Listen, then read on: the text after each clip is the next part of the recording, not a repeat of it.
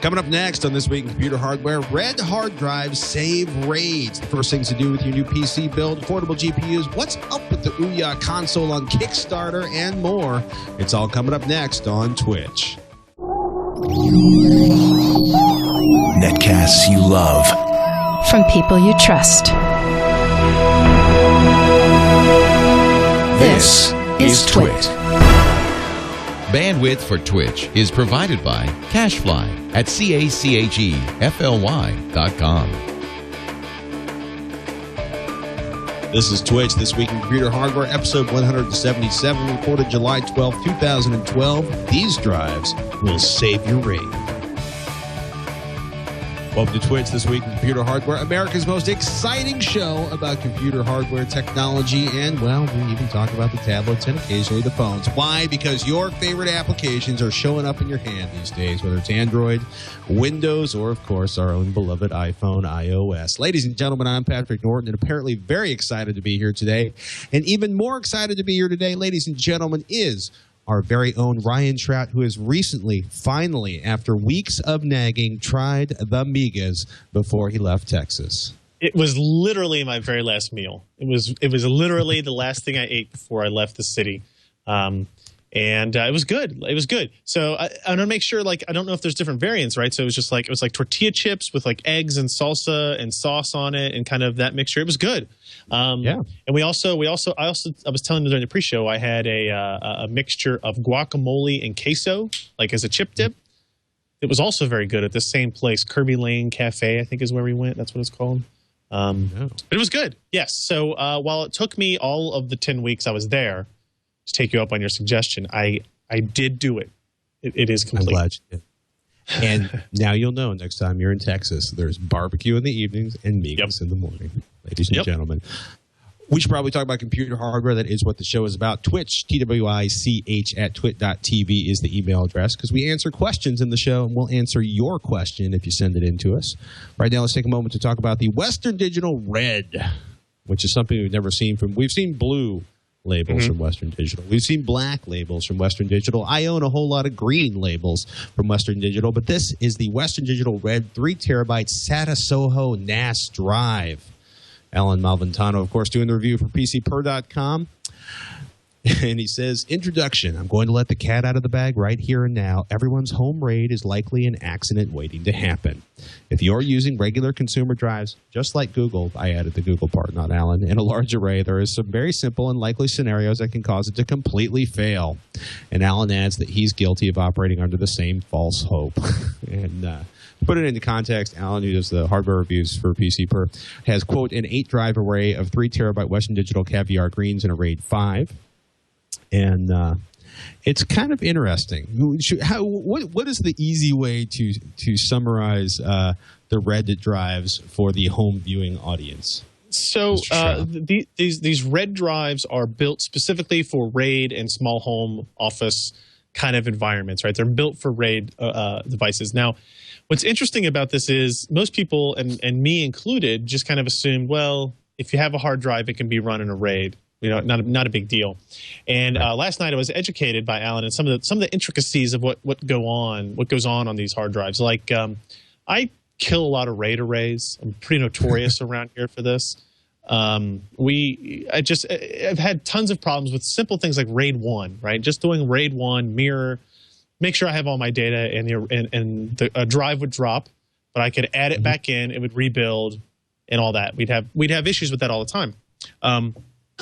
As it turns out, what apparently was causing that is that the drives are timed differently, and like a hardware RAID controller expects a response from a drive in a certain amount of time, and while a consumer hard drive will kind of wait a little bit longer for a response to avoid any kinds of issues, the RAID array, if it doesn't get the response it wants relatively quickly, will just basically determine that drive is bad, drop it, and then you screw up your RAID array, and now you have to go back and fix it, even though the hard drive itself may not necessarily be bad. And that one of the main features that they've added to this Red series that has existed in other hard drives. I forget what the moniker is for the RAID RAID edition of the hard drives. Well, they had a RAID edition drive, but it was more expensive. And the red series is kind of very, very close to the cost of the green series. But as the feature you just mentioned, time-limited error recovery, it limits the hang experienced on a read error in order to avoid a RAID controller considering the drive dead or offline. So this apparently would have fixed all the problems I had with RAID arrays over the years.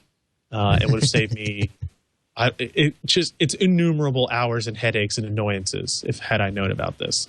And then they've also added 3D Active Balance Plus. It's enhanced dual plane balance control technology, significantly improves the overall drive performance and reliability. Hard drives that are not properly balanced may cause excessive vibration and noise in a multi-drive system, reducing the hard drive lifespan and degrade the performance over time. So even if the system, the case, your house is not perfectly leveled, apparently the hardware innards of this hard drive will be able to kind of fix that. And the best part about this is these drives aren't that much more expensive than your Caviar Greens, which, Alan was saying he used Caviar Greens in his array. I think you're probably using Caviar Greens in some RAID arrays. Yes, we're using Caviar Greens in the Drobos and all kinds of other things around Everybody here. uses the Caviar Greens because they're cheap and quiet, and they actually generate less heat than some of the other drives. And so these red drives will actually do all of that, plus have these capabilities that they're kind of built for this RAID environment. So the performance on them is actually a little bit better just because of some tweaks they were able to do in the firmware. I think there's one place where the performance is a little bit lower, and that's, I think, in random access time. It's a little bit slower in random access time, which, obviously not great, but when we're talking about for RAID arrays, it's not the biggest deal in the world. If we look at the last page here and we look at the costs, so this was interesting. The 2 terabyte drive, this is kind of like the one most people will kind of lean towards, is $129 currently selling on Newegg. So you can get these Western Digital Red drives for $129 already today. And I think the green version was $10 less on Newegg. So that gives you, for me, had these drives been around when I was buying all these 2 terabyte drives, I definitely would have bought these. So it's a little bit unfortunate for me in this case, but for everybody else going forward, if you're going to build a 2-drive array, a 3-drive array, you have an external NAS device, anything like that, I would absolutely recommend using these. It's interesting, So if you look at the 3 terabyte version, you're down to 6 cents a gigabyte as well. That's also something else worth noting is the hard drive prices are continuing to come down. We actually did find when we were talking last night the 2 terabyte green drive for $99 again. So that's nice. A good sign overall. But I would say hard drives are back online. So seriously though, red drives, 4 RAIDs, 4 large hardware storage situations, stupid quiet, don't use much power. It's interesting. Sequential read and write speeds, excellent. 3-year warranty, 24/7 support hotline, and a 1,000,000-hour mean time between failure, which is about 35% over most consumer-grade hard drives. So, great. Yeah, it's like, but I just bought 4 3 terabyte drives a few months ago. We got a lot of that response in the chat room last night while we were talking about this as well. It's one of those things that literally, I think Ken got it one night got it shipped to him one day, and like the NDA was the next day. So nobody had any kind of forewarning on this here. NVIDIA is preparing new mid-range Kepler graphics cards. Quote, we have seen and reviewed NVIDIA's high-end Kepler graphics cards, but the company's mid-range line has been even harder to find than the GTX 680 was a couple months ago. Braces are so much fun. Tim Berry writing this for PCPer.com. Refresh of the current GT 640 or something else coming along, Ryan? So these rumors purport to have information about the 650 and the 660 series. And these are the cards that I think will be incredibly popular if they come out with the specifications that this website, Video Cards with a Z, if they're accurate, right? So the 670 is $399. That's pretty high up there. It's a great card, but it's still pretty expensive for the majority of gamers out there. And then in terms of like Kepler cards, you go all the way down to the 640 we talked about a few weeks ago, which I'm not really a fan of at all. It's not a good card in terms of its performance and relation to what AMD offers and that kind of stuff. So the rumors start from apparently a refresh of the GT 640 that uses GDDR5 memory, something we knew was going to happen. We just didn't know when. And that will apparently boost up performance of the GK107 GPU to be more competitive with the AMD offerings. Maybe they'll adjust some pricing because of that as well. We go up a little bit further, we get into the 650 Ti. This is actually a new chip, apparently, the GK106. And there'll be two versions of this, actually, of this chip, the 650 Ti and the 660 base. So like just the 660. And one of the lower one will have 960 cores. The upper one will have 1152 cores. They both have 192-bit memory bus. And the price ranges are kind of important here. The 650 Ti will apparently be in the 120 to 160 range. And the GTX 660 will be in that 200 to 250 range, which is, you know, if you kind of look back through the product SKUs that exist today for Fermi cards and that kind of stuff, it makes a lot of sense. And then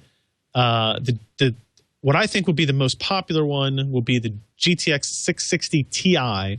This is based on GK104, so it's actually based on the same GPU as the 680 and the 670, but will have 1,344 CUDA cores, which again is the same as the 670, but we'll have a 192-bit memory bus instead of a 256-bit memory bus. So you get a little bit less frame buffer, a little bit less memory bandwidth option, but you get the same number of cores, although we don't know what the clock speeds of them might be. And this will be in that $300 price range. So that would, you know, kind of round out the lineup of parts from NVIDIA. And I think it's something they really need to do.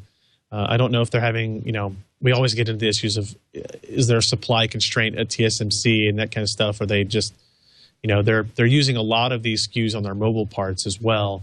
And those are kind of maybe have a little bit more weight behind them in terms of making sure they meet these OEMs' demands and that kind of thing. But right now, once you get below the $400 price range, AMD has the best options by far. Right? If you look at the 7000 series, they've got great options pretty much up and down the price range. And AMD's Kepler really needs to get below that NVIDIA's Kepler really needs to get below that $400 mark with some of these products. They're rumored to be out in August, so that's not too far if it's true. But again, it's all kind of rumor mongering. So if you're looking for a pretty notebook and you're looking for Windows, we've obviously showed off some of these spectacular new models, the Dell XPS series. If you want to get something even more shockingly attractive, you might want to take a look at HP's NV14 Spectre review. Performance-wise, says Matt Smith, not a lot to talk about. We're not looking at an Ivy Bridge upgrade on there. There's the Intel Core i5 2467M, HD 3000 graphics, a 4GB DDR3, well, for RAM, 128GB Samsung SSD. What you want to look at is the big, shiny glass lid, ladies and gentlemen. Yes, HP actually has a stylish design that looks particularly stylish. They've done it before. But if you take a look at it, basically it's a big, thick, beautiful glass lid, and it opens up to a pretty good-looking screen, actually. And Beats Audio, if you are a fan of Beats Audio, you might want to take give it a little extra bonus for that. It's interesting to see HP. It's kind of funny because HP is doing a lot to differentiate. Traditionally, HP is like, we do shiny black. And this is a shiny black notebook. But the majority of the notebooks in HP's more affordable lineup, this starts around $1,400, are they're really big on texture and really big on colors. There's a rainbow of colors and textures that are built into the designs. So this is something they're looking for. More high-end people are, I don't know, more sophisticated or more high-end. The line starts at $1,400, which is not inexpensive these days for a notebook. No. But it looks to be of delightful quality and particularly striking visually if you're into the big, shiny black glass back. My only question, of course, being is how long will it take me to cover it with my grubby little fingerprints? But many of you are not as greasy as I am, so it's probably not an issue.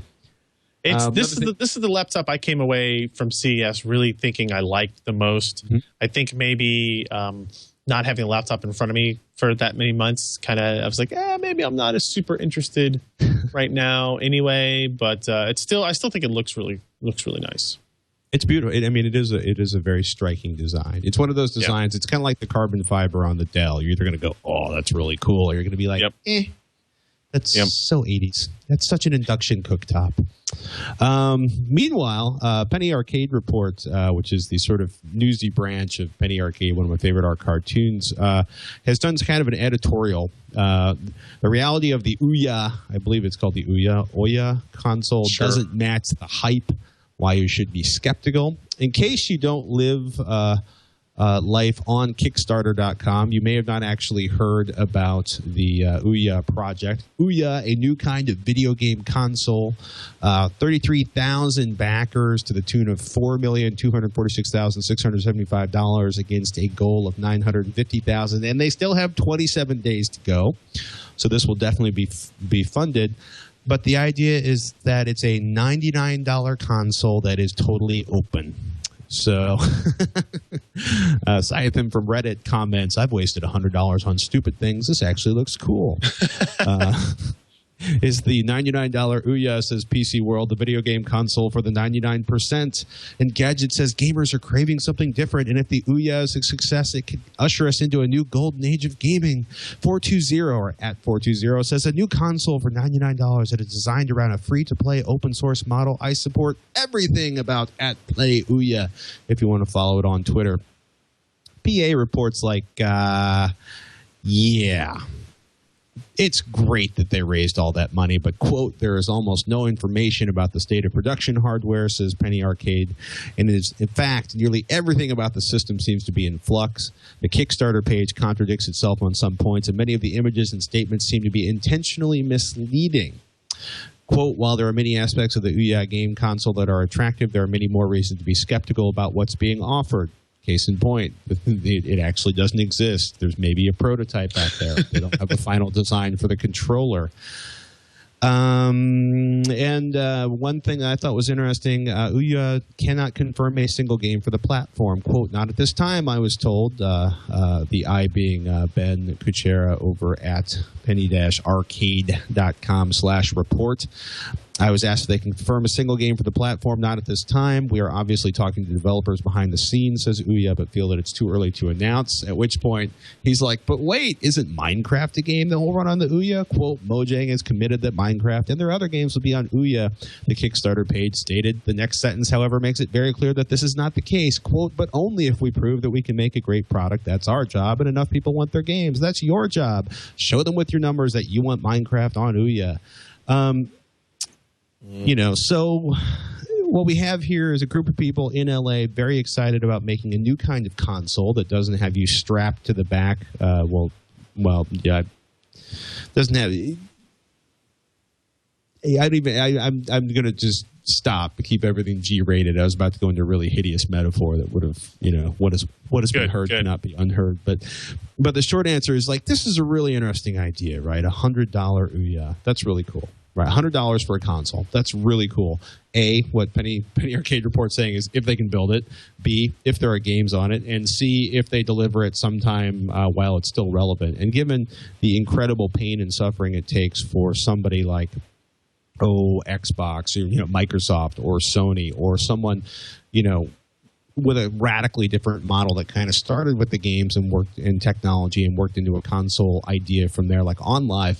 I think this is going to be really interesting to watch, and I think it's going to be really challenging for them to actually deliver this, because they're apparently claiming they're going to have a console by March of next year.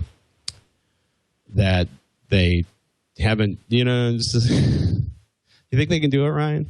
I mean, obviously I'm a little fascinated by this, but the hardware is simple enough, right? Like they said it was going to be like a Tegra 3 based Android device. Fine, whatever. Right. You can do that. This is more of an ecosystem problem than anything else. So I don't know. If I would feel better about it if they had some kind of like major name associated with it. Like some major player in the game space, some vendor, some person, some company, some developer that had some pull. Was kind of interested in it. Maybe now, and it's true. Maybe now they will get that now that they have $4.something million invested from 30-something thousand different people. Right. So, we'll see. But I had a great idea for a game console, though, Patrick. It's called Booyah. And it's going to be based on Tegra 4. It's going to have 19 gigabytes of memory. And it may come out one day. Ixnay on the e-tail days. We'll call it yeah. Ouya. And promise everything, deliver very few specific details, so you can't be held in breach of something later It will be based on a future part. How about that? Ryan Shrout's Booyah concept, bringing the and it's kind of funny because the next thing they did is after they looked around like blinking, and because they'd made like $2 million the first day, it was up on Kickstarter. Is they asked for suggestions and got like 45,000 suggestions for games, and then summarized into a list of like the top 20 games people wanted to see on it. So they're obviously looking to deliver some kind of power on this thing. I mean, it's interesting because you look at somebody like, Google delivering the Nexus Q. I bring that up because some people are saying the Nexus Q, okay, so all it's got is Google Play and all it's got is Google Movies, and there's no Netflix and there's no Amazon Video on Demand, and there's no, and the list goes on and on and on. And it's kind of weird because it's got like an audiophile amplifier and a little silver box, and you can't really do anything with it unless you already have an Android device to send stuff to it. Oh yeah, one of the rare Android devices with 4.1 for an operating system, or you hack it. What a lot of things people are saying is the Nexus Q is a really easy way to turn Android games into console games because the Q will be connected to an HDTV, so you will have the ability to run games on it. Kind of a backdoor into the living room for Google after the desperate Google television experience. So you know what? I hope Ouya does fantastic. I hope they come up with a gigantically cool list of games. I hope I'm sitting in a year from now kicking myself going, I should have pre-ordered that. By the way, speaking of pre-ordering, they finally shipped. In 1 week, I will have a Raspberry Pi. Nice. After waiting for several years, it feels like, even though it was only several That weeks. almost feels like this. It doesn't really. It kind of feels like the same kind of project, though, right? That finally came to fruition. There was a real picture of a real product and a real board that had an actual real production capability. It just scaled a little slower than we all would have liked to. So yeah, you're right. You're right. Oh, my goodness. Meanwhile, by the way, Nexus 7, everybody loves the Nexus 7, even Walt Mossberg. He's got some caveats, but he says it's an amazing piece of hardware for $200. I agree. I am tempted to buy Nexus 7, and the last thing I need is a fourth tablet around the house. But apparently a whole lot of people needed tablets because AppleInsider.com is suggesting that 20 million iPad sales were projected for Apple's June quarter. Basically, they expect Apple to do a report that says they sold 20 million iPads in the June quarter, up from 13.5 million units were originally expected. Quote, in our view, it's only a matter of time before iPad shipments exceed iPhone shipments. The iPad is invading the business market at a much faster pace than the iPhone. The iPad will launch on China on July 20th. So it's going to be interesting to see, right? Google stepping in with the Nexus 7 to try to really consolidate Android tablet sales. Amazon number, not really talking a whole about it, but Amazon market presumed to be somewhat smaller, Amazon being a subset of all Android. But I think it's going to be really interesting to watch where Android tablets and the iPad are coming into Q4 and the holiday shopping season. So, I agree. Is Ken been testing the Cat Leap? So yes, we have been. Ken has been doing some of this. Actually, we're gonna switch over here. We've got it sitting right here. You can see from this shot right here, it's cut off maybe just a little bit there because we're zoomed in. But this is our 27-inch Cat Leap display. No, this is not. What is this? This is a Shimian SHIMAIAN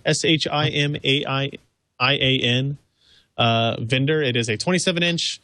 I think he got it for $319 shipped from Korea. Got here in 3 days. Wow. Literally from Korea to Florence, Kentucky in 3 days. And you can see here, I can't really face it. So we've been doing some testing with it. Right now it's hooked up to his MacBook Air. But we have run it through some tests on Windows. We did some latency testing, that kind of thing. We looked for dead pixels. Our model has no dead pixels. Nice. And it does some things that I think most people said it wouldn't do, like accept the resolution lower than 2560 by 1440. We were able to push 19 by 1080p at it, right? And other resolutions. We sent 1024 by 768 at it because we had to when we connected a CRT monitor to the system and did the mirroring on it, right? So that was a lot of fun. But you can see here, this isn't its full 2560 resolution. So while I can't see my cursor or anything, you get an idea of how many pixels you're actually looking at there, because you can see the PC per site in the window, and you still have tons of space for anything else. And it's been pretty impressive. The only kind of downside we have so far is that it's a glossy screen. So if you have a big issue with glossy screens, it could be a problem. Really, right. This is the only monitor we have in this place that has a glossy screen, right? The Apple Thunderbolt display has a glossy screen. It's actually, apparently from what we've read, this is the same panel that Apple uses on their 27-inch Thunderbolt display, but this is like the next step down, like the A- panels, I guess is what they're calling it, in terms of like binning of the displays. So, but you're talking about a third of the price, right? Right. That's pretty impressive. All those beautiful pixels. Yeah, and we'll have that story written up maybe tonight, maybe tomorrow. But we've been really impressed with it so far. You know, there's some funny things about it, like there's speaker cutouts on the back, even though there's no speakers in it. There's a set of 6 buttons on the back, like for on-screen displays, but there's only 2 buttons that actually function, and it's just brightness levels up or down. There is no on-screen display. Oh, really? So there's no color calibration capabilities in there? No, you have to do all that through Windows or through like an external device. But again, Yamakaze Cat Leap has it. We don't know. I think the reason we got this one. What did you pick this one over the Cat Leap again? The stand basically seemed a little bit stronger from the reports that we'd seen. It's a little bit more sturdy and that kind of stuff. It does have VESA mounts on the back. What's that? Ken and his rational decision making. Yeah, I know. It's crazy. But you got to buy it by the name, man, not the usable features. that was my take too. I mean, so far we've been pretty impressed. It's the hang-ups are really more on the lines of, do you trust the seller because they're all through eBay and they're all these third parties? I think in our story we're going to link to the person that we bought ours from, because we got a tracking number right away, and like I said, it showed up in 3 days, and everything seemed up to speed. And actually, I think they're a little bit cheaper now. $305 shipped for this 2560 by 1440 display, which is pretty cool. Like, I don't have any need for any more high res displays, to be perfectly honest with you. We've got 30 inches. Ken says he's buying another one, so that's a good endorsement, I guess, right? Because he works in front of high-end displays all day. And the new GPU, he needs to power them for gaming, all for less than the cost of a single Apple 30-inch display. Yeah. I mean, and you can, like, if you buy 3 of these, it would be $915 shipped, right? So you can get 3 of these displays for less than the Apple Thunderbolt display or the Dell 30-inch panels and that kind of stuff. So it's pretty impressive. So look for that review. We'll have it up maybe tonight, definitely tomorrow, for you guys to check that out. We did the high-speed latency testing is interesting. Interesting. Not as exact a science as I thought it was going to be because of the way the scan lines work and all that kind of stuff. But yeah, so we'll have that up for you soon. So if you've been looking for a 27-inch LCD flat panel at the 2560 by 1440 or 1600 resolution, and paled with fright at the fact that even the low-end monitors were $700, ladies and gentlemen, PC Per, Mr. Ryan Shrout, and Ken in the lab are going to have answers for you tomorrow. We love your questions, which is why we want you to email us. TWiCH, TWiCH at twit.tv is the email address, or you can get your Twitter on at Ryan Shrout or at Patrick Norton. And we should take a moment to move over to questions. Now, sure. I think we actually answered the first one on the list last week. Oh, did we? Okay. I maybe cut off at the wrong spot. So that's okay. But we do have a great question on drive reliability and burn-in from San. He says, hey, guy, I'm sorry. I have to take a moment. We've been playing with the font that our show notes are in, and somehow went from like Arial to Times Roman to Arial to Comic Sans. And, ladies and gentlemen, just bothering each other. Comic Sans for a moment. Friends don't let friends use Comic Sans because it just hurts. Yeah. So Sam says, hey, guys, I love the show. Thank you, Sam. Love to tinker with computers, and it's great to have a solid podcast about the hardware. That's what we're trying to deliver for you. Thanks for listening. He says, I wanted to ask about two things. If you'd be so kind as to answer, you'd be able to help me out with my build tremendously. Number one, I'm building a new gaming PC for myself, and I'm going with an SSD for my operating system installation, and I'm trying to find a good hard drive for high-capacity storage.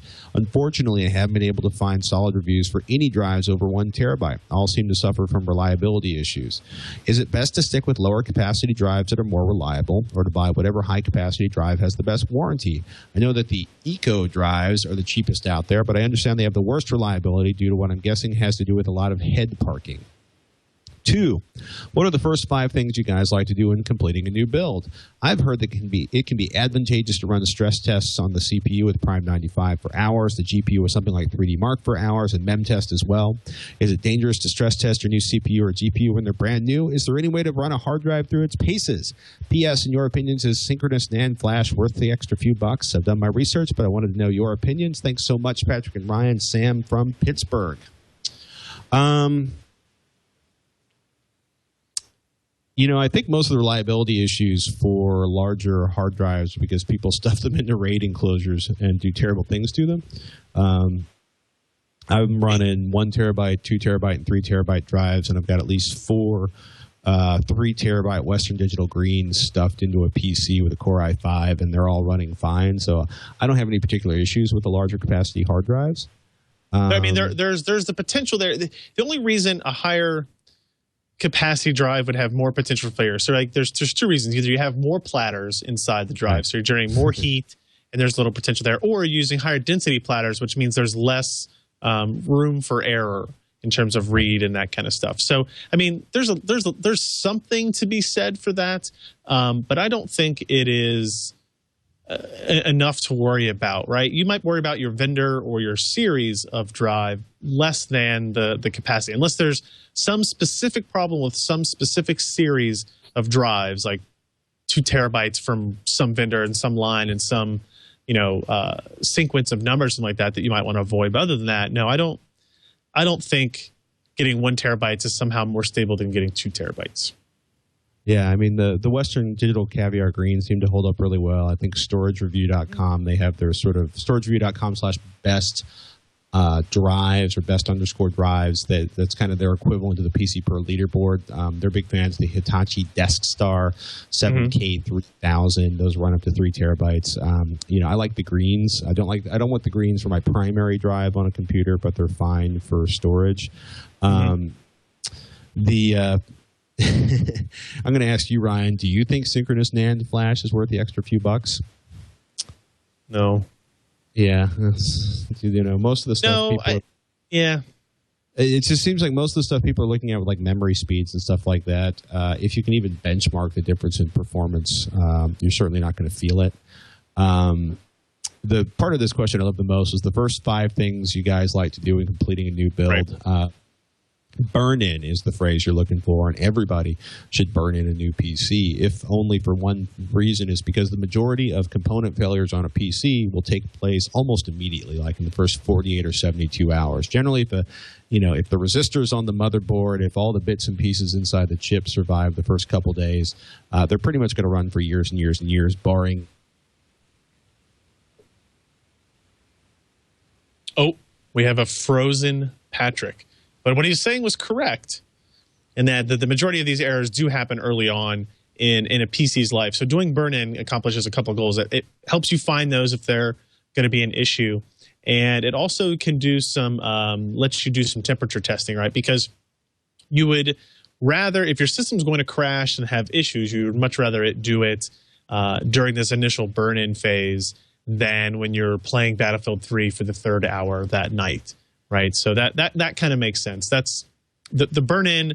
I'm kind of guilty of not doing that enough because I just assume stuff is going to work. But we build a lot of hardware here, and I know it can be difficult to, once you've put together all this good stuff, to leave it for 2 full days while it cycles in Prime 95 or something and hits 80, 90 degrees Celsius temperatures. But it'll help you kind of find those things out early, right?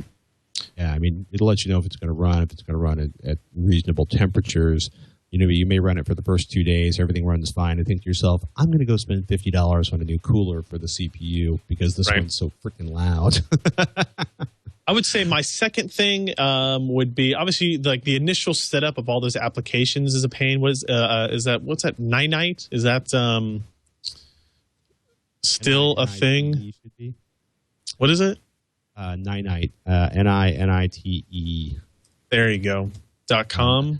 Yeah, it's pretty cool. Nope. It allows you to, oh my goodness, what's the easy way to describe it? Basically, Ninite makes it super fast. If you go to ninite.com, you basically can pre-configure the web browsers you want installed. You know, if you look at the ninite.com webpage, it gives you an idea of what you're looking at. You know, you can pick all the web browsers you want, messaging tools like Skype, Digsby, Trillion, AIM, Google Talk, iTunes, VLC, Fubar 2000, K-Lite, Codex, Goem, MediaMonkey, Hulu, AIM, Audacity, Spotify, you know, Flash, Silverlight, Shockwave, all kinds of applications in all kinds of different areas. And the idea is that basically you pick your apps. You click Get Installer, and Ninite takes care of dumping everything onto your machine. So it's Robert Heron, actually, on TechZilla, is a huge fan of Ninite. I wish that Ninite existed to speed up the installation of drivers on a new PC. That's like the most frustrating thing for me. You know, it's like, you get the machine running, you load all your drivers, you know, you burn them in Prive 95, and you know, you burn in your GPU, you get everything configured, you get all your motherboard settings configured, and then I would say, like, you know, you're running Ninite, everything's good to go. When it feels like everything's set exactly the way you want it, that's a really good time to image your system.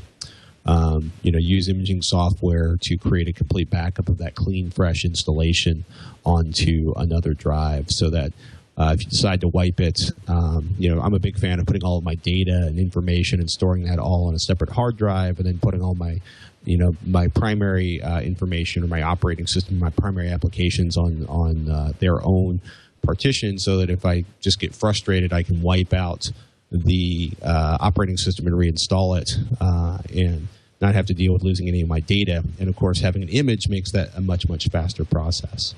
Yes. I agree that, you know, like the idea of a system restore point kind of like is a great idea. It's never been implemented correctly. I would love to be able to, I guess Apple does that with snapshots in Time Machine and that kind of stuff, where you can just kind of revert back to these certain things. But Ninite is a close second. Do you have anything else that you always do right when you build a new PC? Start thinking about buying yet another uninterruptible power supply for my house. Yes. Yeah. I don't know if there's anything else specific. You know, it's like I do my things, which would be, you know, do a little bit of burn-in testing, kind of performance testing. I'll do a little benchmarking and make sure that, you know, the graphics card is running as fast as it's supposed to be, the CPU is running as fast as it's supposed to be. You can download the free versions of like Sysoft Sandra for that. Look at your CPU scores, go online, you know, compare your CPU scores to others. Make sure you're getting everything set correctly. Make sure all your memory showed up and that kind of thing. Kind of make sure all the performance metrics are there. And then it goes to like installing Steam and starting all those downloads and then going to bed. It's kind of motherboard how that starts. Drives me insane. I've never seen anybody do like the universal motherboard configuration guide. Because it's always frustrating when, like, motherboard manufacturer A and motherboard manufacturer B have completely different names for the exact same features. By the way, I would not try to run a hard drive through its paces. The last thing I want to do is take any of the hours away from the mean time between failure for no particular reason. There's no real reason to try to break in or burn in a hard drive. And it is not dangerous to stress test your CPU or GPU when they're brand new or if they're old. Even if you've done something particularly ridiculous, like forget to mount a cooler on your CPU, your system's going to start. It's going to be like, I'm too hot, and it's going to very gracefully shut down. Or, you know, gracefully for the CPU, maybe not for your operating system installation. But you have to pretty much overvolt the thing with a set of jumpers, cables, you know, and some high voltage electricity to hurt a CPU these days if it's attached to the motherboard. If it's properly installed on the motherboard, you know, they're much safer than they used to be. Yeah, you used to be able to melt down a CPU if you got a little too crazy with it, and nowadays, you know, Intel and AMD are like, no, the CPU is going to get too hot, and then it's going to start throttling down. Then it's going to shut itself down. We're not going to let you kill it, which is kind of cool. Should we answer Calder's email question about home servers? Yeah, this is an interesting one. He says, I'm planning on building a new home server soon. Currently, he has a Windows home server version 1, and it runs Atom 330 with Ion graphics. He's planning on either going with an Ivy Bridge or Sandy Bridge Core i3 or a Llano or Trinity APU. I intend to run either Windows Home Server 2011 or Windows 8 with storage spaces for my operating system. Backups are important, but I also use CrashPlan. Mainly, I wish this to be a media server that can also back up my files. In the one system crash I've had, I just reinstalled rather than pull my last image over and then just brought all my files back over. I figured a clean system was better at that point. Mainly, I want to know whether the better GPUs in Llano or Trinity will have any effect in running PS3 Media Server, iTunes, AirVideo, Plex, and similar media server applications. We stream to a Roku with Plex, Apple TV with iTunes, iPads and iPhones with AirVideo, and a PS3 with the PS3 Media Server. We only run PS3 Media Server on the WHS V1 box now, with everything else running on a Core i7 870 and GTX 460 system that gets used for basic tasks. Does the GPU matter for streaming media to my devices? Yes, highlighted as we see right there. I would say probably not, because the majority of the time the streaming is actually, it's just sending out raw data, and it's up to the receiving device to decode that. Now, there are exceptions to that, where like AirPlay, I think it does decoding and it sends up the actual video stream, for example.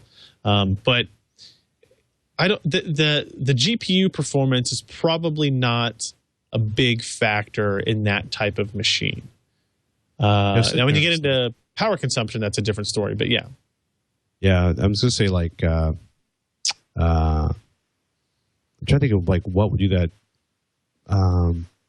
Plex? No. I'm trying to think of any of the UPnP media servers that do transcoding on the fly, and I'm trying to think of any of them would actually take advantage of the GPU, and I don't think any of them do. I'd love to get an email from anybody in the audience who knows different. Twitch at twit.tv, but yeah. I'm up at the Wikipedia's like insane list of UPnP AV media servers, and I'm like not seeing anything that like just diversity. Now, if you use your media server to do transcoding, right, then maybe the transcoding application will take advantage of the GPU, right? But I don't even think they do. Handbrake will take advantage of the APUs starting, I think, in its next version release. So that might be something interesting to think about. To get a Llano or a Trinity. Trinity desktop is not out yet, so you're still buying Llano stuff. And in honesty, the Llano processor would make great for a great system for that use. And if you happen to be able to take advantage of the extra GPU power, then great. And if not, oh well, I guess. There you have it. I think we got time for one last question before we go this week. Sure. Josh's question about GPUs under $200 again, which, hey, it's my favorite sort of GPU buying area, the under $2. Josh says, hi, guys. I love the podcast. Listen to every new episode when it arrives. Thank you, Josh. If you get a chance, do us a favor. Tell your friends. twit.tv/Twitch. Says, my question is regarding upgrading my ancient Radeon HD 4830 that currently lives in my gaming machine. I used to have a 4870, but was forced to downgrade after my card died, and 4830 is what I had laying around. What would you recommend for under $200 for playing today's games and maxed out settings? My current rig has a Core i7. I could have swore we answered this one. 920 overclocked to 3.9 gigahertz with 6 gigs of DDR3. Thanks for the advice and keep up the good work. I bet it's going to be an AMD or an ATI. Yeah, it does sound very familiar now that I think it's a different email. Okay. But I think it has a very similar question. The main problem I have with the question is it doesn't mention what resolution he's running at, and that's very important when he talks about he wanted us to play the games with maxed out settings. 1080p. It's a pretty safe assumption at this point. It's going to be 1080p or lower. I don't think for $200 you can get a card that will actually let you, quote, max out all the settings on all of the games, on a lot of the games, but not all of the games. Like, you're not going to be able to do it on Battlefield 3. You're not going to be able to do it on Metro 2033. You're not going to be able to do it on, Crysis 2. You can have really good settings, but you're not going to be able to maximize them for $200. And yes, and we kind of answered this earlier in the show, right? NVIDIA doesn't have a good $200 card option right now. If you want like a latest generation product, you're really looking at like the Radeon 7850, I think. Let me see here what it says the lowest price of those are. I think it's just over $200. Yeah. Yes, this is very similar to what we had before because it's the same debate. For about $210 to $220, you can get a 7850. And then the next step down is the 7770, and it's like $140, and it's way different performance class. So I would say for $210, $220, get a 7850 today if that's what you want to do. But just I don't want this person to go in there, really expecting to be able to max out all of these settings, because they're not going to be able to. They're going to get good settings, but not the best settings. I think it's safe to say the performance difference between a 7850 pardon me, and your 4830 is going to be incredible, and your eyes are going to bleed with joy. Yes. But, if you're going to be getting crazy with Battlefield 3 on a 27-inch cat leap or the beautiful 27-inch monitor that was to Ryan's right, you may want to find another $100 to drop or $200 to drop on that GPU. But the 7850 is going to be a massive, massive upgrade in GPU performance that you're running right now. So, which is a good thing. Yep. Ladies and gentlemen, my name is Patrick Norton. You can find me at TechZilla. Well, actually, you can find me at TechZilla.com. It's the twice weekly show I do with Veronica Belmont and Robert Heron, or at HD Nation, RevisionTheater.com/HD Nation is where you can find our weekly show where we review a whole lot of HD TVs, home theater gear, and HD content. Mr. Ryan Shrout is usually found at PCPer.com. What's coming up this week on PCPer, Ryan? So we've already kind of teased our Korean monitor review pretty heavily. We'll also have a look at this weird-looking thing with all these cables hanging off it. This is the Thunderbolt EX. This is the add-on card for the Asus Z77 motherboards that will enable a Thunderbolt connection on motherboards that don't have it, but only certain motherboards. So we've already talked about Thunderbolt performance, and this will help you actually get that on other systems. And then we'll also be taking a look at, I spent some time with the beautiful yet incredibly expensive MacBook Pro with the high-res display, the 2880 by 1800. I spent pretty much all my time in a boot camp environment, just kind of running some performance tests, getting some screenshots. I did get to play Skyrim at 2880 by 1800. And I got to tell you, it looked awesome. It wasn't a very high frame rate because I turned everything up really high. I just wanted to get a couple of screenshots of what 2880 by 1800 looked like. And it was pretty impressive. But yeah, I would love to have one of those machines, but I don't think I can make myself pay $2,300 for one. So, ladies and gentlemen, the hardware lust of even Ryan Shrout has several months worth of mortgage payments, new gaming PC. Even Ryan sometimes has to say no. Ladies and gentlemen, that's about it for this edition of TWiCH. TWiCH at twit.tv is the email address. You've got a question for us. I am Patrick Norton. I'm Ryan Shrout. We'll see you next week on TWiCH.